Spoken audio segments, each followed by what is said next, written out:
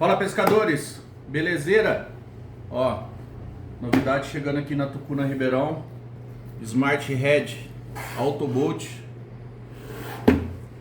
Novidade para você colocar no seu motor elétrico, compatível com qualquer modelo de motor elétrico da Marine Sports. Essa daqui, tá? Eles também enviam pra gente, se for o caso, a Smart Head para Mincota.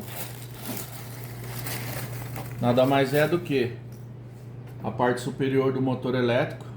Já vem com a função âncora embutida nele, né? Você vai tirar a parte de cima do seu motor. E, a gente já tem um manual de instalação que você mesmo pode fazer, ou a gente pode fazer para você aqui na loja, tá? A instalação no seu motor.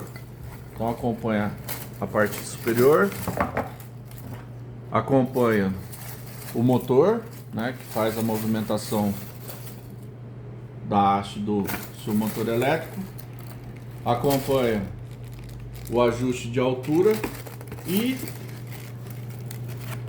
o controle remoto. Vou fechar aqui.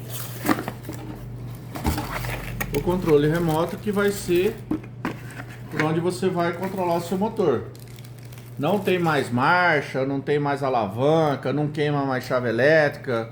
Agora você liga o seu motor, aumenta a velocidade, diminui para a direita, para a esquerda, ativa modo âncora, que ele vai manter sua embarcação sempre no mesmo lugar. E além disso, você pode baixar o aplicativo no seu celular também, compatível com Android e iOS, tá? Você pode controlar seu barco até pelo celular. Tucuna Ribeirão, meu amigo. É aqui, ó. Só novidade.